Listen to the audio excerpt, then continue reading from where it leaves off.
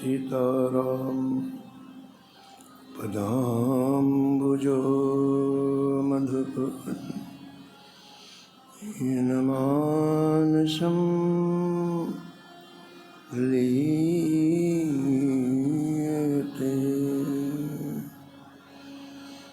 सीताराम गुणावली निशिदिवा यज्जिह्वा पीयते। सीताराम विचित्र रूपमनिशं यश्चक्षुषोर्भूषणं सीताराम सुनाम धामनिरतं तं सद्गुरुं संभजे। नीलाम्बुज श्यामलकोमलांगं सीतासमारोपितवामभागं पाणो महा सायकुचारुचापं नमामि रामं रघुवंशनाथं।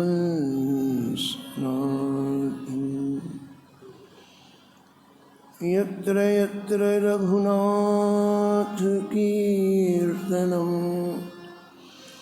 तत्र तत्र कृतमस्तकाञ्जलिं बाष्पवारि परिपूर्णलोचनं मारुतिं नमत राक्षसान्तकम्।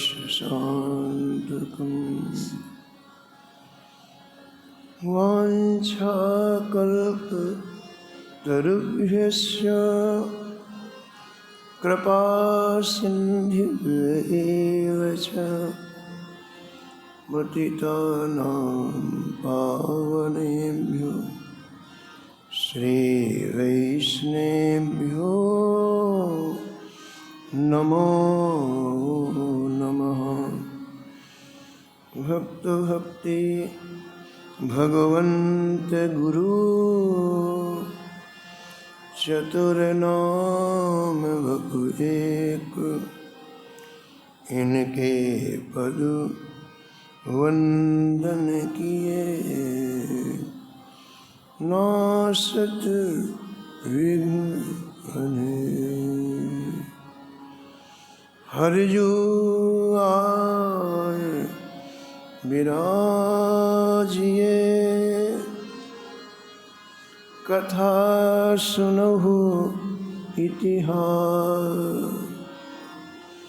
तुम श्रोता या मालुके, तुम पद रज मम आस। तुम पीछे जो और हैं, श्रोता हैं रस खान। जिनके सकल मनोरथ पूर्वहु श्री भगवान।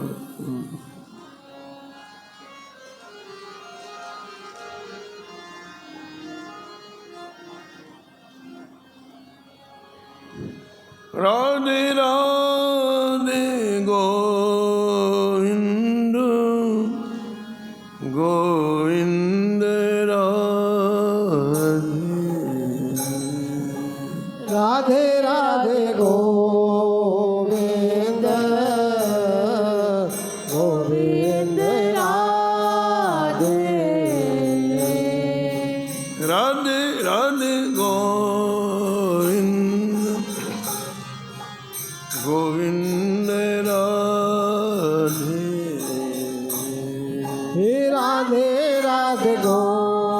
गोविंद गोविंद राधे गोविंद राधे बोलो गोपाल राधे गोविंद राधे बोलो गोपाल राधे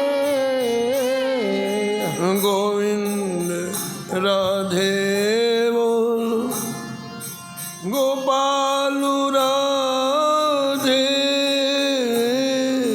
गोविंद राधे बोलो गोपाल राधे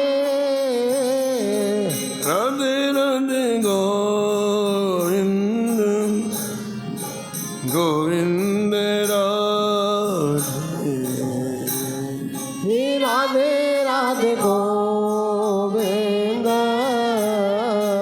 गोविंद राधे राधे राधे गोविंद गोविंद राधे श्री राधे राधे गोविंद गोविंद राधे हे राधे राधे गोविंद गोविंद राधे श्री राधे राधे गोविंद गोविंद राधे गोविंद राधे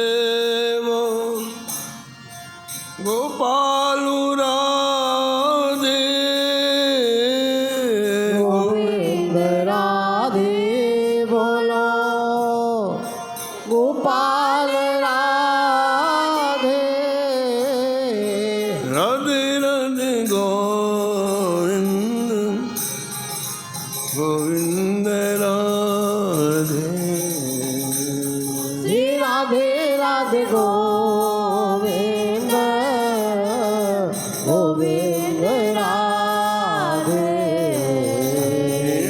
राधे राधे गोविंद गोविंद राधे श्री राधे राधे गोविंद गोविंद राधे श्री जानकी वल्लभ लाल की श्री मंगल मूर्ति हनुमान जी महाराज की सपरिकर श्री भक्तमाल जी की सब संत भगवान की श्री स्वामी अब्रदास जी महाराज की श्री नभाजी महाराज की श्री प्रियादास जी महाराज की श्री वृंदावन धाम की श्री बाके बिहारी लाल की श्री राधा वल्लभ लाल की श्री गिरिराज जी महाराज की श्री यमुने महारानी की जय श्री रामनाम महाराज की श्री महाराज जी की जय जय श्री राधे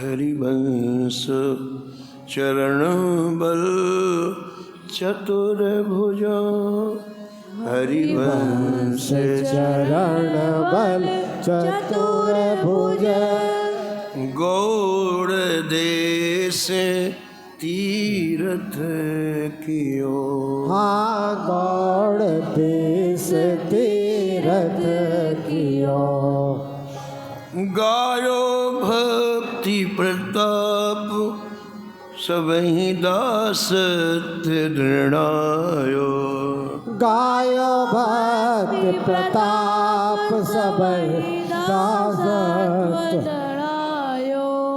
राधा वल्लभ भजन अनंता वर्ग बढ़ायो।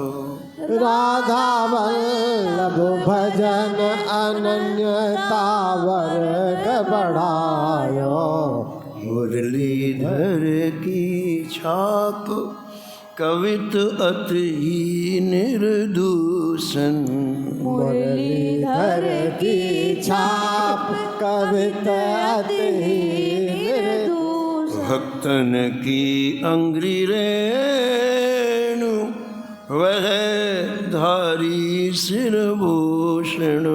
भक्तन की अंधरेनु बहे धारी सिरभूषण। सत्संग महा आनंद में। सत्संग महा आनंद में। सत्संग महा आनंद में। सत्संग महा आनंद में।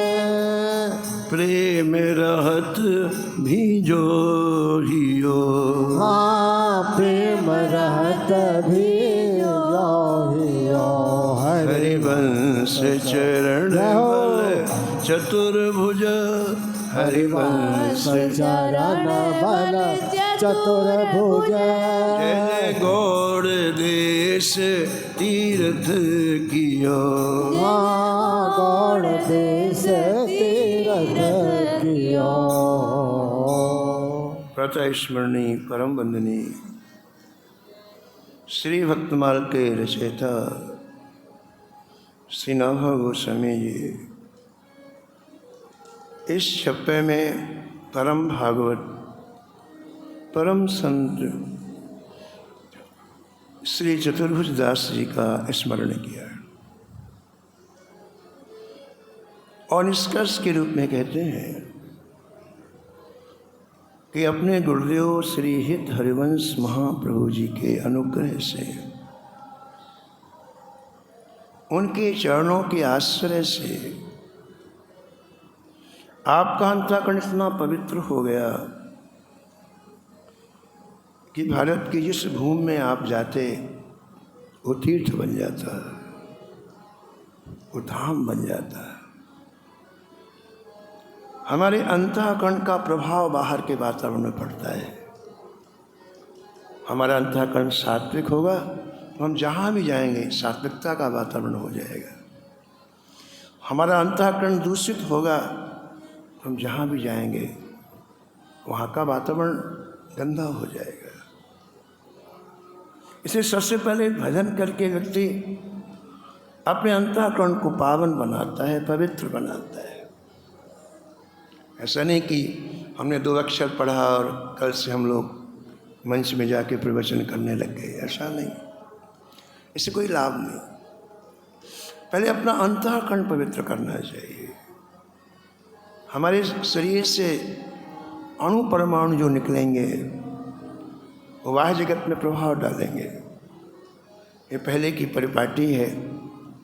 पहले कोई भी भक्ति मार्ग में चलने वाला अपने गुरुदेव के पास जाता, उनके चरणों में अपने जीवन की पोटली को सौंपता, तो 12 वर्ष तक गुरु जी के पास रहता। 12 वर्ष में उसके अंदर का कचरा सारा निकल जाता है। 12 वर्ष में उसको नवीन जीवन प्राप्त हो जाता है। गुरुदेव के चरणों के समीप रहते रहते उसके हृदय में भगवान के लिए छटपटाहट होने लगती, व्याकुलता होने लगती। और ऐसा व्यक्ति जब समाज में आता तो न जाने कितने लोगों को भगवान के चरणों में जोड़ देता है। लेकिन जब तक हमारी खुद की इच्छाएं पूरी नहीं हुई, हमारी खुद की आकांक्षाएं पूरी नहीं हुई, तो हम क्या दूसरे को भगवान के चरणों में जोड़ सकते हैं। तो यहाँ श्री नाभा जी महाराज कहते हैं कि हरिवंश चरण बल, गुरुदेव के चरण का आश्रय लेकर के श्री चतुर्भुज दास जी ने भजन किया।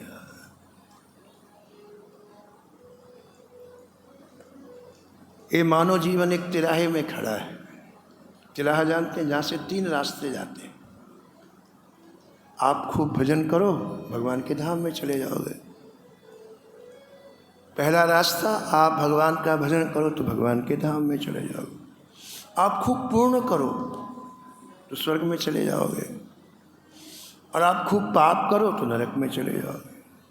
तिराहे में ये जीवन खड़ा हुआ है, आपके ऊपर है। इसको आपको कैसे यूटिलाइज करना है, कैसे प्रयोग करना है। जिन महापुरुषों के आश्रय से व्यक्ति ने अपना जीवन ऊपर उठा लिया, वो लाखों को भगवत धाम भेजता है, लाखों को। श्री गोस्वामी तुलसीदास जी ने करोड़ों को भगवत धाम भेजा, सूरदास जी ने करोड़ों को भगवत धाम भेजा, श्री चैतन्य महाप्रभु जी ने करोड़ों को भगवत धाम। इनके हृदय में प्रेम उछलता है।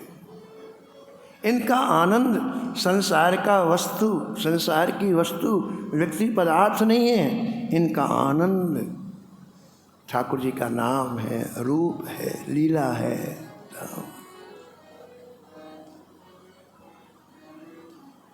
सत्संग महा आनंद में, सत्संग महा आनंद में, प्रेम रहत भी जो हियो, प्रेम रहत भी जो हियो। सत्संग जिनसे मिलता है वो संत बहुत अच्छे लगने लगते हैं। ऐसे भूखे व्यक्ति को जो भोजन देता है तो उसको कितना अच्छा लगता है वो व्यक्ति, है ना, कि हमको भोजन देता है रोज। ऐसे जिनसे सत्संग मिलता है वो बहुत अच्छे लगते हैं। श्री चतुर्भुज जी ने अपने संपूर्ण जीवन संतों की चरण रज का आश्रय लिया। संत आएंगे तभी तो उनकी चरण रज मिलेगी। संतों की चरण रज का आश्रय लिया, पूरा जीवन सत्संग में व्यतीत किया। ऐसा नाभाजी महाराज के इनके सत्संग का कितना प्रभाव पड़ता था। भक्तमाल के टीकाकार प्रियादास जी ने 1-2 प्रसंग लिखे। पहला प्रसंग है, गौरवान देश भक्ति ले सहू न दिखे कहूँ, गौरवान देश भक्ति ले सहू न दिखे कहूँ। गौरवान देश भक्ति ले सहू न दिखे कहूँ, गौरवान देश भक्ति ले सहू न दिखे कहूँ। मानुष कुमार इष्ट देव को चढ़ायो है, मानुष कुमार इष्ट देव को चढ़ायो है। मानुष कुमार इष्ट देव को चढ़ायो है, मानुष कुमार इष्ट देव को चढ़ायो है। 500 वर्ष पहले की बात है कि संत लोग जमात में चलते थे। 500, 1000 संत चलते थे। लक्ष्य क्या होता था, उस समय ऐसे साधन नहीं थे जैसे आज है। हवाई जहाज है, रेल है, बस है, मोटर है। आज से 500 वर्ष से नहीं थे।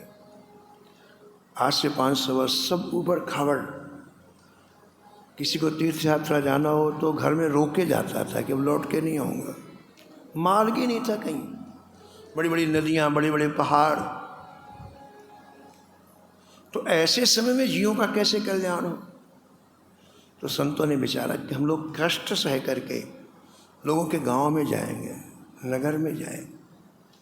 और जब व्यक्ति मिलेगा तब तो कोई बातचीत होगी, तब तो आदमी कुछ कहेगा। तो ये संत दया करके, कृपा करके जमात लेकर पूरे भारत में घूमते। आज इस नगर में, आज इस गांव में पड़ाव पड़ता, फिर उस गांव के लोग दर्शन करने के लिए आते। वहाँ इनका सत्संग चलता, कीर्तन चलता, लोगों के एक नया जीवन प्राप्त होता, नई दृष्टि प्राप्त। अरे ये भी कोई सुख है। अभी तो व्यक्ति यही सोच रहा था, खाओ कमाओ और मर जाओ, तीन ही चीज़ें। लेकिन जब व्यक्ति देखता है कि अरे ये भी जीवन के साथ कितना इसमें आनंद है, तो जीवन को मोड़ता है। तो फिर वो लोग संतों के पास आते, कहते भाई हमको भी बताइए कैसे भजन करें। तो संत बताते और सीधे साधे लोगों का कल्याण हो जाता है। वो स्वामी अखंडानंद जी महाराज कहते थे कि एक बार गांव का एक सीधा साधा व्यक्ति एक महात्मा के पास गया, कहा महाराज 80 साल की उम्र हुई है और हमको कुछ आता नहीं, कुछ बता दो हम भी भजन करें। तो महात्मा ने देखा कि इसको यदि मैं प्रचलित नाम बता दूंगा राम कृष्ण तो कुछ श्रद्धा नहीं हो, ऐसा नाम बताओ जो कभी सुना ना हो। उन्हें हाँ चलो स्नान करके आओ, अभी बता देते तुमको। स्नान करके आया, बोले देखो आज के बाद रोज माला से अघमोचन अघमोचन अघमोचन नाम जपा। नया नाम सुना उसने, बड़ा खुश हुआ, हमको नई चीज मिल गई। अघमोचन प्रणाम किया, महात्मा जी ने एक माला दी तुलसी की, जाओ कोशिश करना नाम बंद ना हो। बोले ठीक है। अब वो आ गया महाराज, किसान था, खेती भी करता था, घर में परिवार में उसकी पत्नी थी, बच्चे थे। अब वो अघमोचन अघमोचन अघमोचन, घर में गया, पत्नी ने कोई बातचीत की तो उसको एक अक्षर भूल गया। अब घमोचन घमोचन जपने लगा। वो पहले अघमोचन कहता था ना, अब आप भूल गया तो घमोचन घमोचन घमोचन घमो। खेत में हल चला रहा था, हल भी चला रहा था और घमोचन घमोचन। भगवान नारायण के समीप में लक्ष्मी जी थाल लेकर आई, प्रसाद का थाल, भोजन का था। और लक्ष्मी ने कहा कि जय जय ये व्यक्ति क्या जप रहा है।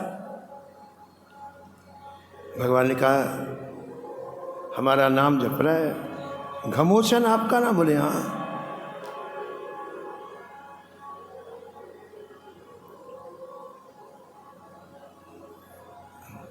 तो लक्ष्मी ने कहा मेरे दर्शन करने की बड़ी इच्छा हो रही है, इस व्यक्ति के दर्शन करने की इच्छा हो रही है। भगवान ने कहा चलो चलो अभी चलो। तो वैकुंठ से भगवान आए खेत में और कहा देखो मैं तो यहाँ छिप जाता हूँ गड्ढे में, तुम जाओ उससे पूछो तुम किसका नाम जप रहे हो, देखो बता देगा। तो लक्ष्मी जी तो बहुत सजी सजाई बढ़िया सुंदर श्रृंगार किए हुए, अब वो हल चला रहा तो उससे बार बार कहे अरे भाई किसका नाम जप रहे हो तुम, किसका नाम। और इसलिए नहीं बोल रहा था कि पत्नी ने एक बार बात की तो ये तो मेरा नाम भूल गया था, अब इससे बात करूँगा तो कहीं और ना भूल जाए, वो बात ही नहीं करे। और वो बार बार कहे लक्ष्मी जी किसका नाम जप रहे हो, किसका नाम। बड़ी देर हो गई, बड़ा गुस्सा है, बोले तेरे खसम का जप रहा हूँ। अब लक्ष्मी लोग ये तो जान गया, ये तो जान गया, जानकार है। तो पूछा लक्ष्मी जी ने भगवान से कि प्रभु एक घमोचन नाम आपका कैसे पड़ा। भगवान ने कहा मेरे भक्त जो भी नाम रख लेते मुझे अच्छा लगता है, वो तो कहीं लिखाओ या नहीं लिखाओ कोई मतलब नहीं। पूज महाराज श्री मथुरा जी महाराज सुनाते थे कि ऐसे ही एक सीधा साधा ग्रामीण व्यक्ति गया और कहा संत से कि महाराज हमें कुछ बता दो। तो संत ने देखा बेचारा मंत्र तो जप नहीं सकता, बोले काम क्या कर तू श्री कृष्ण चंद्र कहा कर। बोले ठीक है। सीधा साधा आदमी घर आ गया श्री कृष्ण करता हुआ खेत में चला, खेत में काम करते थे। दोपहर में उसकी पत्नी रोटी लेके गई। जो खेत में काम करते हैं वो तो पूरे दिन खेत में रहते हैं, शाम को आते हैं। तो सीधे साधे व्यक्ति की पत्नी खेत में गई और कहा कि रोटी खा लो। उसने कहा मेरा नाम भूल जाएगा। और लगा हुआ था श्री कृष्ण। आराम से एक बार बोलता है, फिर एक दाना तुलसी का नीचे, फिर श्री कृष्ण। उसको बड़ी ताकत लग रही थी, पहली बार भजन कर रहा था। तो पत्नी ने बार बार कहा भोजन कर लो। तो उसने इशारे से कहा कि जितनी देर में भोजन करूं तुम नाम जप करो। बोले ठीक है। पत्नी बैठ गई, श्री कृष्ण वो भोजन करने लगे। संयोग महाराज कोई पड़ोसिन आ गई। अब वो आई और उसका दरबार चालू, वो नाम भूल गई। अब उसने जल्दी से रोटी खाई, खाने के बाद हाथ धोया। अब पत्नी बोला मेरा नाम वापस ला, मैंने तुझे जो नाम दिया था वापस दे मुझे। उसको भूल गया। वो तो बात करने में लग गई, भूल गया। तो किसान ने बांस उठाया, इतनी मुश्किल से तो मुझे नाम मिला और तूने बुलवा दिया। जैसे बांस उठाकर सिर में मारने के लिए हाथ आगे किए, वो घबरा के बोले याद आ गया। क्या बोल? खिसल चंद। बोल ठीक है। माला लेके और किसान खिसल चंद बोलने लग गया।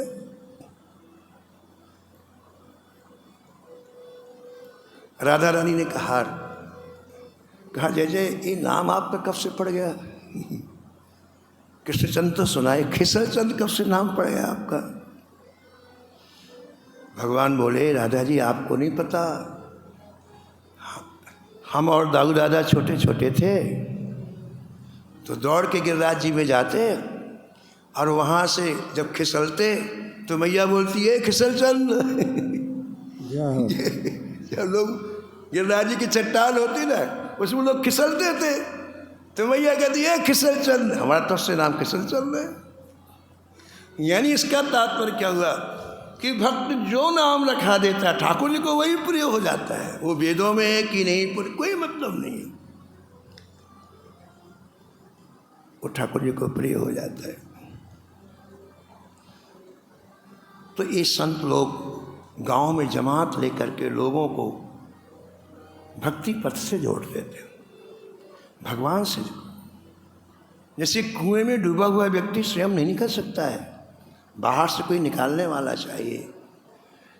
ऐसे जिसने भक्ति रस पिया नहीं वो संसार से क्या किसी को निकाले।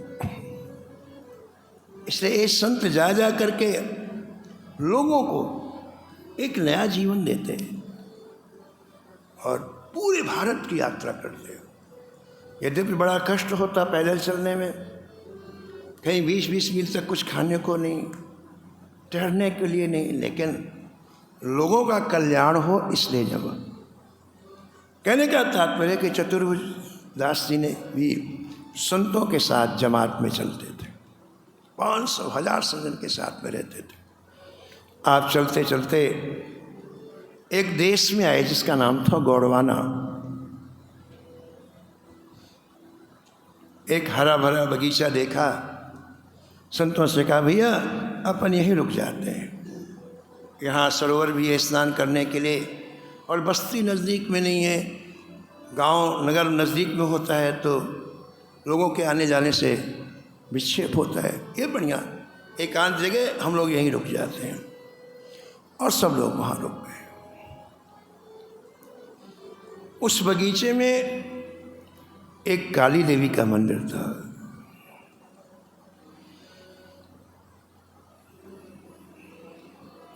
और उस प्रथा थी उस समय कि काली देवी को एक मनुष्य की बलि रोज दी जाती थी। क्या प्रथा थी? काली देवी को एक मनुष्य की बलि रोज दी जाती थी।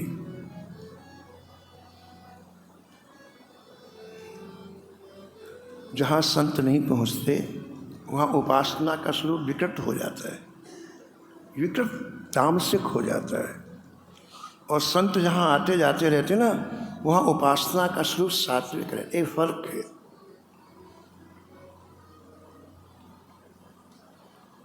तो बलि देने के लिए किसी ब्राह्मण बालक को रोज पकड़ के लाते थे, रोज का। और आश्चर्य होगा आपको, वहाँ का राजा स्वयं बलि देता था तलवार लेकर। राज कर्मचारी रोज एक ब्राह्मण बालक को पकड़ लेते थे। शासन के सामने कौन बोले, और ला करके देवी के सामने नहला धुला करके तिलक चंदन लगा के, और पुजारियों की उपस्थिति में जब वो कहते तो उसका सिर काट दिया जाता, गर्दन काट दिया, रोज का नियम था। तो चतुर्भुजी अपने संतों के साथ बगीची में वृक्षों के नीचे सब संत बैठे भजन कर रहे थे। श्री चतुर्भुज जी भी भजन कर रहे थे। इतने में उस बालक को पकड़ के राज कर्मचारी आए। अब जिसकी मृत्यु होना तो रोएगा ही। बालक रोने लग गए, उसके परिवार के लोग भी साथ में चल रहे हैं, छोड़ दो, लेकिन क्यों किसी की समय। तो उसके परिवार के लोग संतों के पास गए, कहा महाराज ये लोग जबरदस्ती हमारे बालक को पकड़ के ले आए और काली देवी के सामने बलि देना चाहते हैं। एक ही बालक है महाराज, आप कृपा करो, करुणा करो, कैसे भी बालक छूट जाए। अब जो लोग भजन कर रहे थे संत, उनको दया आ गई।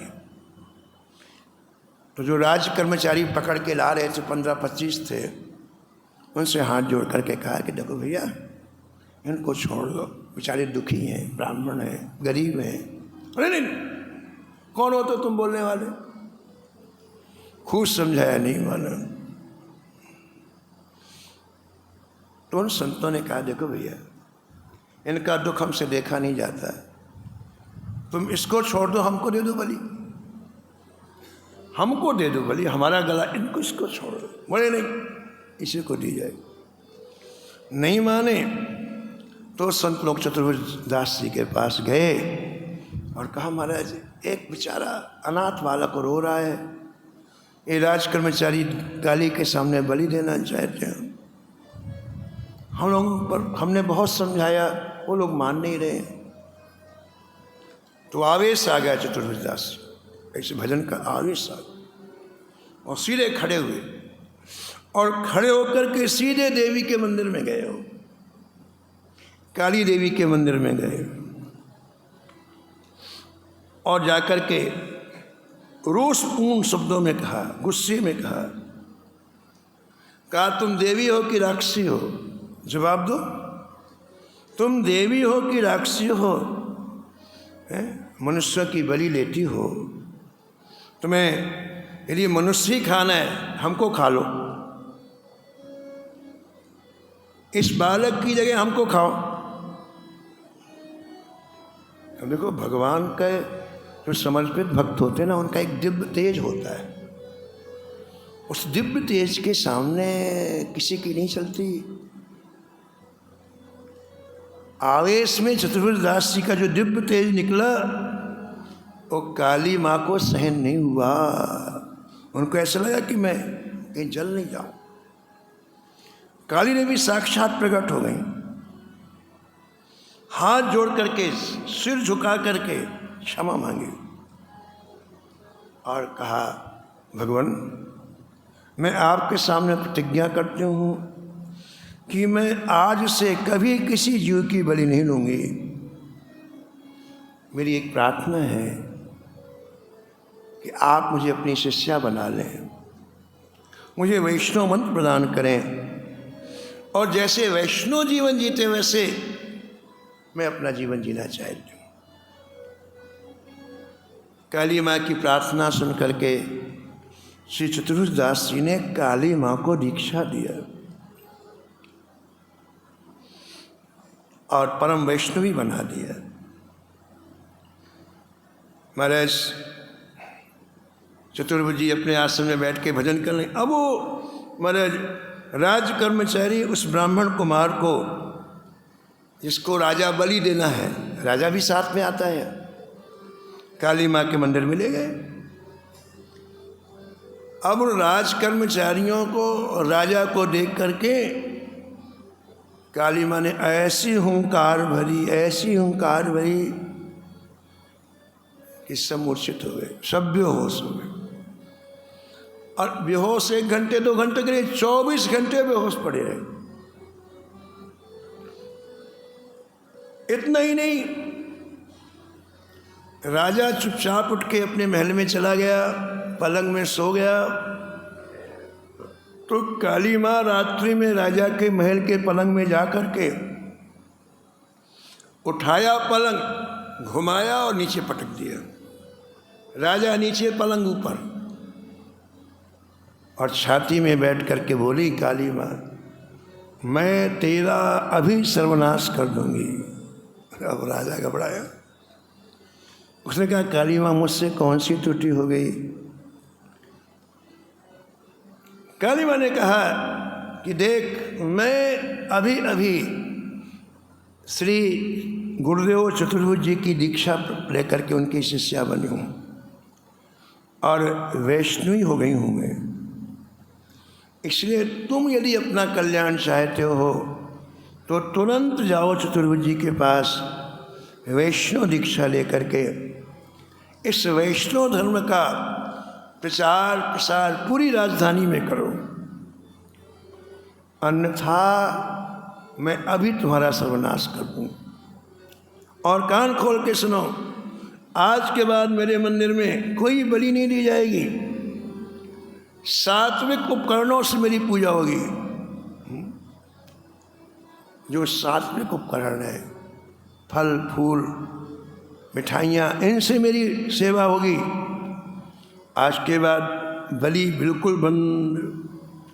अब राजा, मैं अभी जा रहा हूँ, अभी जा रहा हूँ, अभी जा रहा हूँ। आधी रात में राजा उठ के आया श्री चतुर्भुजदास जी के पास, प्रार्थना करने लगा, महाराज मुझे अभी दीक्षा दे दो, मेरे मेरे मेरे प्राण खतरे में हैं। उसे दीक्षा दी। पर उसने पूरे राज्य में घोषणा करवा दी कि सभी लोग वैष्णव दीक्षा लेकर काली माँ की सेवा पूजा तो करें, लेकिन तामसी रीत से नहीं, सात्विक रीत से।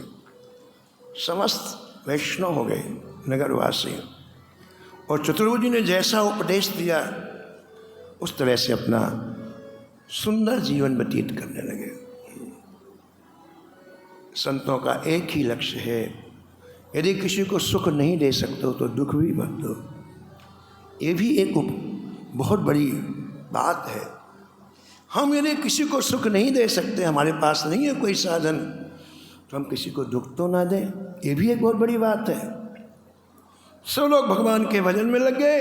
अब कोई जीव हिंसा नहीं करता, कोई किसी को कष्ट नहीं देता है, और पूरा गांव का गांव अरे भगवतमय हो गया। भोग लय लगावे नाना संत नी लड़ावे, हाँ भोग लय लगावे नाना संत ने लड़ावे। कथा भागवत गावे भाव भक्ति विस्तारिये। कथा भागवत गावे भाव भक्ति विस्तार। कहते जीवन बदल गया। कहाँ आपस में निंदा, क्रोध, लूट पाट। अब देखो, एक संत के आने से कितनी सुंदर दिनचर्या हो गई। प्रातःकाल उठ करके सब मंत्र जाप करते हैं, इसके बाद ठाकुर जी को लाड़ लड़ाते हैं, संतों के पास जाके प्रणाम करते हैं, उनसे कथा सुनते हैं। कथा भागवत हृदय भाव से भर जाता है। फिर घर में आके ठाकुर जी के सामने नृत्य करते हैं। कितना बढ़िया जीवन हो गया। जो जीवन चिंता में, आज हर व्यक्ति चिंता में जीता है, हर व्यक्ति, और कुछ नहीं मिलता। चिंता करने से किसी को कुछ मिला है नहीं, लेकिन परिणाम क्या होता है, कई रोगों का शिकार हो जाता। चिंता करते करते कई रोगों का शिकार। और देखिए कितना बढ़िया जीवन, ना किसी से लेना ना किसी से देना, हम भी खुश और जो हमारे पास आएगा वो भी खुश। यानी जीवन वही है, लेकिन संत कैसे इसको ढाल लेते हैं। पूरा नगर बदल गया महाराज। अभी कहा ना कि तीर्थ बना दिया, ये तीर्थ बन गया, सब भगवत भाव में डूब गए। अब देखिए कैसे असर पड़ता है सत्संग का। एक बड़ा बढ़िया प्रसंग है, ऐसा प्रसंग दूसरा ही नहीं भक्तमाल में, अद्भुत प्रसंग है। पूज्य महाराज जी श्री मथुरादास जी महाराज सुनाते थे कि एक चोर दिन में आया, करीब 9 बजे चोर आया चोरी करने। वैसे तो लोग रात में करते हैं चोरी, चोर लोग, ये चोर दिन में आया। सुबह 9 बजे मार्केट खुलता है, धीरे धीरे लोग अपनी अपनी दुकान खोलते हैं। तो चोर अपना हिसाब देखने लगा कि कौन सी दुकान से मुझको चोरी करनी। तो उसने देखा कि अभी अभी एक दुकान खुली, बाकी दुकानें बंद हैं, एक अभी खुली।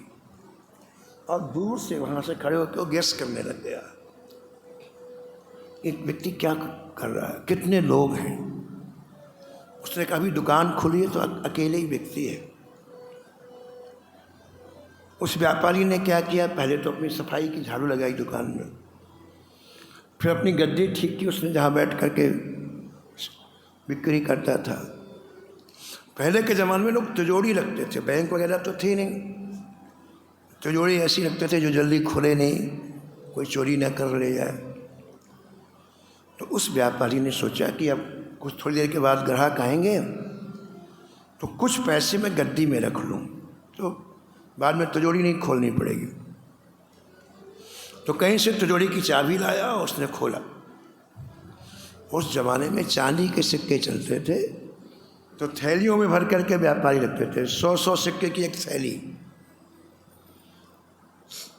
तो उसने 2 थैली उठाई, तिजोरी से निकाली और जहाँ बैठता था दुकान में वहाँ उसने रखा। अब वो चोर देख रहा है, तो इन लोगों का कितना जो गेस होता है ना, कितना सटीक होता है।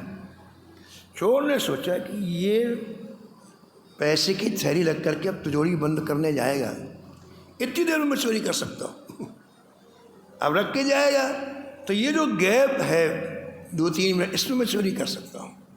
अब किया ऐसे ही, व्यापारी ने पैसों की थैली रखी और तिजोरी का ताला लगाने गया और दौड़ के आया, दोनों थैली उठाई, 1, 2, 3। दिन की बात, रात की नहीं। आओ तुम्हारा व्यापारी दुकान खुली छोड़ के पकड़ो पकड़ो, चोर चोर चोर चोर चोर। तो 2-3 व्यापारी और आ गए थे दुकान खोलने के लिए। उन्होंने सोचा कि अगर हम इसकी सहायता नहीं करें तो हमारी नहीं करेगा, चलो भाई भागो, पकड़ते हैं इसको। और 4 व्यापारी हो गए, आगे आगे चोर, बाहर पीछे पीछे व्यापारी। महाराज जी कहते थे कि चोर तो रोज दौड़ता है, उसका अभ्यास तेज। अरे व्यापारी तो साल में 1 बार दौड़ते हैं, इनका अभ्यास नहीं। तो चोर हो गया आने चला गया। अब व्यापारी थक गए। व्यापारी ने कहा क्या करना चाहिए भाई? बोले देखो भाई एक काम करते हैं, उसके पैर के निशान बने हुए, तो पैर के निशान से अपन चलते, कहीं ना कहीं तो मिलेगा ही, हिम्मत नहीं हारना है। ठीक है साहब। चोर दौड़ते दौड़ते आगे गया, देखा कि अब पीछे कोई नहीं आ रहा है, तो खड़ा हो गया। जब खड़ा हुआ तो उसने क्या देखा कि बहुत से लोग अंदर बैठे हुए कुछ सुन रहे। उसके मन में पता क्या है, थका हुआ हूं, मैं भी बैठ जाता हूं। चुपचाप जाके पीछे बैठ गया और वहाँ श्री चतुर्भुज दास जी का सत्संग चल रहा था। सब लोग मुग्ध होकर के सत्संग सुन रहे थे। थोड़ी देर बैठने के बाद इसका ध्यान गया। जब ध्यान गया तो इसके कान में कथा आई। कथा ये चल रही थी कि मानव जीवन लेने के बाद जल्दी से जल्दी गुरुदेव से मंत्र लेकर के उस मंत्र की शक्ति को प्राप्त कर लेना चाहिए, जिससे हमारा अंतःकरण निर्बल ना हो, हमारा अंतःकरण मजबूत हो जाए, दिव्य हो जाए।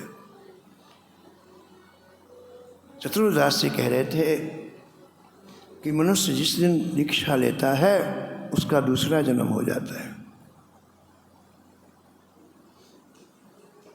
ये बात वो कह नहीं रहे थे, ये बात शास्त्रों में लिखी हुई है।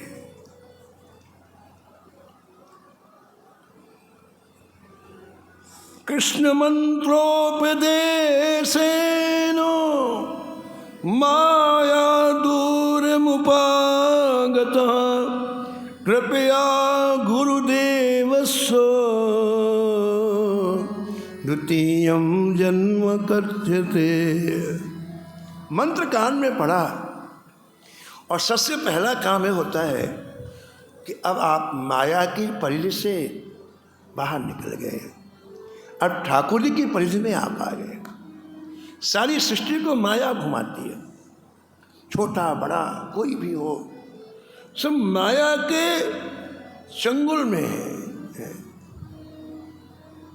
लेकिन जब ये जीव गुरुदेवों के द्वारा अपनी जीवन की पोथी ठाकुर जी के चरणों में सौंप देता है तो इसके जीवन के मालिक ठाकुर जी हो जाते हैं, श्री राम जी हो जाते हैं, श्री कृष्ण जी हो जाते हैं। ये पहला काम होता है। और दूसरा काम कहते हैं उसी क्षण उसका दूसरा जन्म हो जाता है। पितृगोत्री यथा कन्या स्वामी गोत्रेण गोत्रिका श्री कृष्ण भक्ति मात्रेण अच्युत गोत्रेण गोत्रिका। जब पिता के घर में कन्या रहती है तो पिता का गोत्र होता है, लेकिन जब ससुराल आती है तो पति का गोत्र उसका हो जाता है। ऐसे ही जब माता पिता जन्म देते हैं तो उसका गोत्र माता पिता का होता है, जो भी जीव है, जो भी व्यक्ति है। लेकिन जैसे गुरुदेव की द्वारा उससे भगवान की भक्ति प्राप्त होती है तो भगवान का गोत्र उसका हो जाता है, अब परिवार का गोत्र नहीं। अच्युत गोत्रेण गोत्रिका, अब वो अच्युत गोत्र का हो गया, ऐसा शास्त्रों में लिखा हुआ है। अब वो चोर सुना है, 2 लाइन ही सुनी उसने चोर ने, अरे मेरे को भी दीक्षा ले लेना चाहिए। देखो सत्संग का असर देखो, पूरे जीवन जो चोरी की, पहली बार सत्संग में आया और ये 2 पंक्तियां चतुर्वेदास जी के मुख से सुनी और उसके मन में तुरंत आया मुझको भी दीक्षा ले लेनी चाहिए। वो खड़ा हो गया, उसने परवाह नहीं कि सत्संग में बाद खड़ा हो गया, गुरुजी। और सबका ध्यान गया, भाई ये बीच में कैसे सत्संग में कैसे खड़ा हो गया? गुरुजी गुरुजी गुरुजी, क्या बात है भाई? गुरुजी मैं दीक्षा लूंगा, मुझे अभी दीक्षा दे दो। चतुर्भुज ने कहा भैया 1 घंटे की कथा बाकी है, इसके बाद बात करना। बोले नहीं महाराज, मन का कोई भरोसा नहीं बदल जाए तो। अभी इच्छा है दीक्षा लेने की, 1 घंटे बाद मैं नहीं, मेरे अभी दो। मन का कोई ठिकाना नहीं। अभी कभी कह रहे थे कि अच्छा काम तुरंत कर लेना चाहिए, अभी मेरे मन में दीक्षा लेने की, 1 घंटे बाद बदल जाए मन तो महाराज कथा बाद में कर लेना, मुझे दीक्षा दो। अब अड़ियल भक्तों से सब परेशान होते हैं महाराज। अब सबने सोचा कि भैया ये तो कथा चलने नहीं देगा, तो जल्दी से उसको बुला के दीक्षा दे दो। चतुर्वेदी के जल्दी आ, इधर आ, इधर आ। वो आ गया,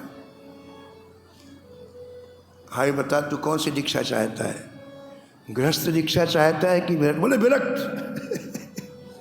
हाई क्लास की दीक्षा चाहिए उसको, बोले विरक्त दीक्षा चाहिए। अच्छा ठीक है। हम महाराज तुरंत महाराज उसके सब कपड़े हटवा करके संतों वाले कपड़े पहनाए गए और बढ़िया मोटा वाला चंदन लगाया गया, कम से कम 1 फुट का चंदन मोटा। उसको कंठी पहनाई गई, उसके कान में मंत्र दीक्षा दी गई। अब देखो आप पकड़ की बात होती, पकड़ की। सत्संग में जिसने पकड़ लिया वो बाजी मार दिया। इतने लोग सुन रहे थे, लेकिन इस चोर ने पकड़ लिया बात को। बस यही खास बात, सत्संग में शब्दों को पकड़ने का प्रयास करना चाहिए। पकड़ने का तात्पर्य कि वो जीवन के अंदर चले जाए। हमें विश्वास ऐसा ही है। सत्संग में लिखा है भक्त भक्ति भगवंत गुरु चारों एक है। ये विश्वास हो जाए हमें कि ऐसा ही है। जो भक्त है, जो भक्ति है, जो भगवान है, वही गुरु है। ऐसा होता नहीं। हम लोग सुनते हैं, अर्थ निकाल, अंदर विश्वास नहीं होता है। लेकिन जिसने विश्वास कर लिया बाजी मार ले जाता है। इसको विश्वास हो गया कि मेरा दूसरा जन्म हो गया। अभी अभी गुरुजी ने कहा है मेरा दूसरा जन्म हो गया। आराम से बैठा माला जप रहा है, कथा चल रही। अब वो व्यापारी आ गए खोजते खोजते, पैरों के चिन्ह देखते देखते आ गए। एक ने झांक के देखा, अरे इसकी तो माला चल रही है। महाराज जी कहते थे उसके पास जो 2 थैली थी ना रुपयों की, चांदी के, वो दक्षिणा में दे दिया गुरु जी को। बोले रखो गुरु जी। अब वो विरक्त हो गया, उसे क्या दे रहा। वो चोरी की दोनों थैली दक्षिणा में दे दी। अब व्यापारी आए, बोले है तो यही, क्या करना है? बोले कथा हो जाए तो दरवाजा तो एक ही दरवाजे में खड़ जाएगा, कहाँ से? दरवाजे में खड़े हो जाओ। अब कथा जैसे पूरी हुई, सब उठ के जाने लग गए, तो भी उठ के बाहर निकलने लग गया। व्यापारियों ने पकड़ लिया।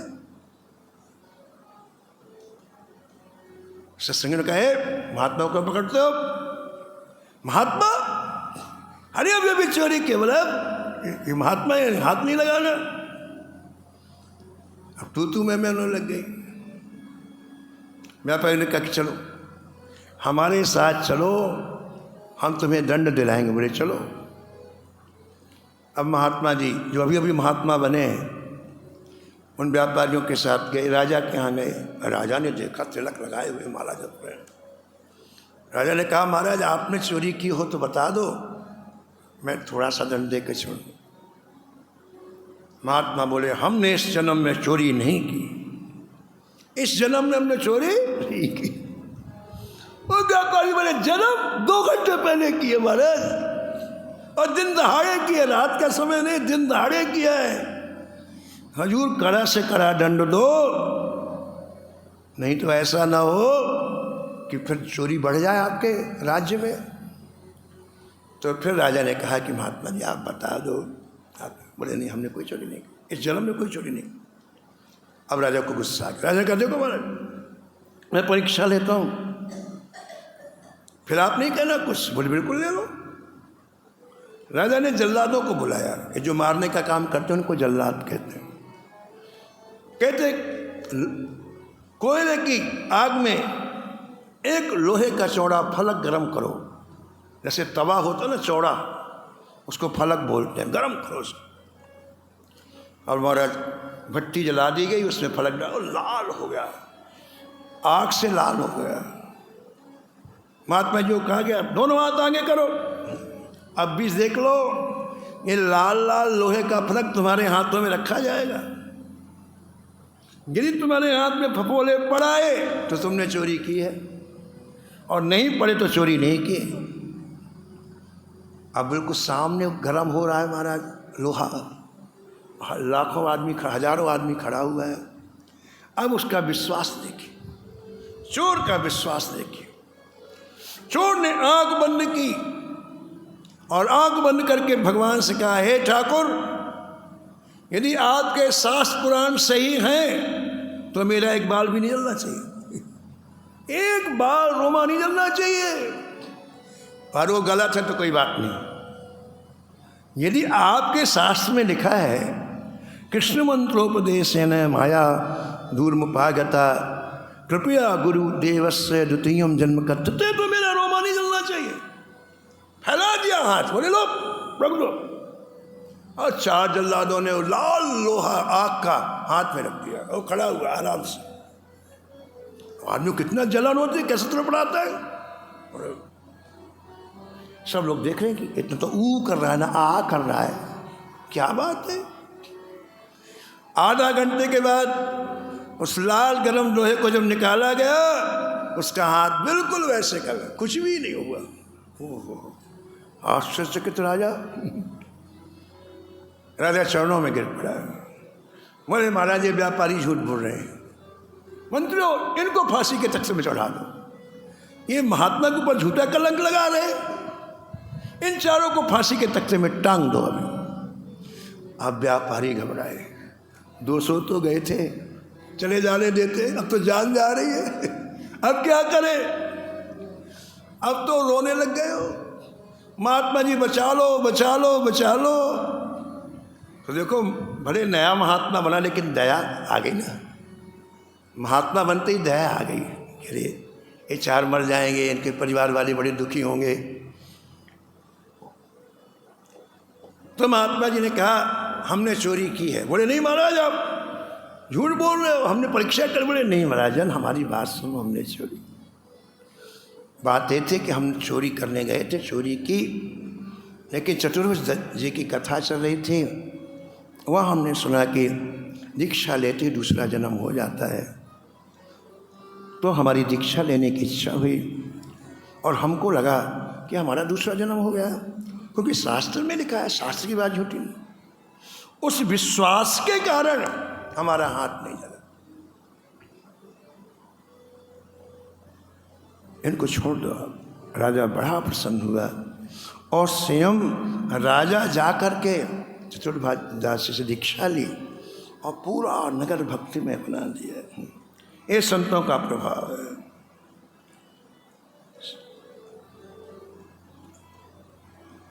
सत्संगति नित कीजय मनुआ, सत्संगति नित की,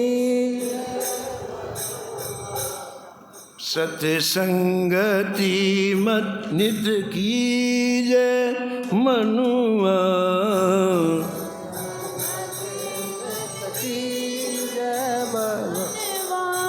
संत मिलत त्रैतापुन सावत, संत मिलन त्रैतापन सावन, संत चरण चित दीजे मनुआ, संत चरण चित दीजे मनुआ, सत्संगति नित की मनुआ, सत्संगति नित की जय।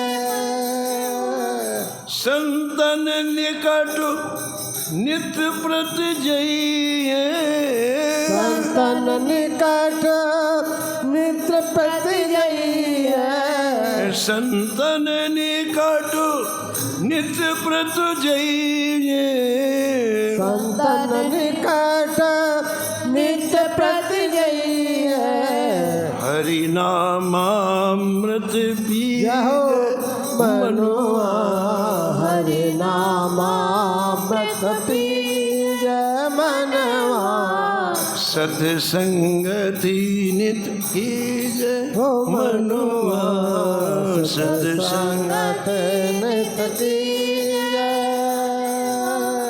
संतन सकल भात नित सेई, संतत सकल आस नित सेई, संतन सकल भात नित सेई, संतत सकल भात नित सेई, सब विध मुदित करीजे मनवा, सब विध मुदित करीजे मनवा, सत्संगति नित कीजय मनुआ, सत्संगति नित कीजय।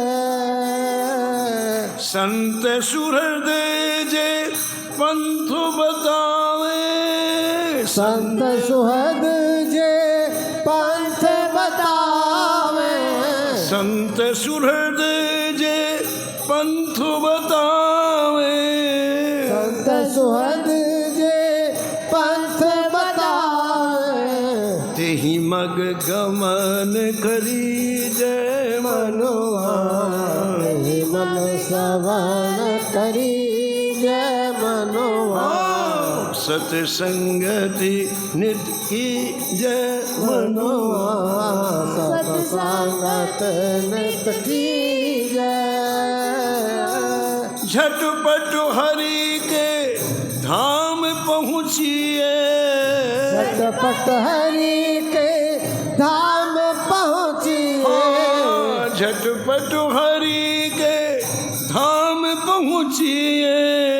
झटपट हरि के धाम पहुँचिए। प्रमुदित दर्शन कीजय ओ मनवा प्रमुदित दर्शन दिए मनवा। सत्संगति नित कीजय मनवा सत्संगत नित कीजय। शेष कथा आप कल श्रवण करेंगे। नमो नमो श्री भक्त सुमार। नमो नमो श्री भक्त सुमार। नमो नमो श्री नमो श्री भक्त सुमार। जाके सुनत महात्म नासत। जाके सुनत महाकम नासक। ओरे झलकत राधा नंदलाल। फूल झलकत राधा नंदलाल। गद गद स्वर पुलकित अंगनी। गद गद स्वर पुलकित अंगन। लोचन बरसत अश्रु अनुजाल। लोचन बरसत अश्रु अनुजाल। उतर जात अभिमान ब्याल विष।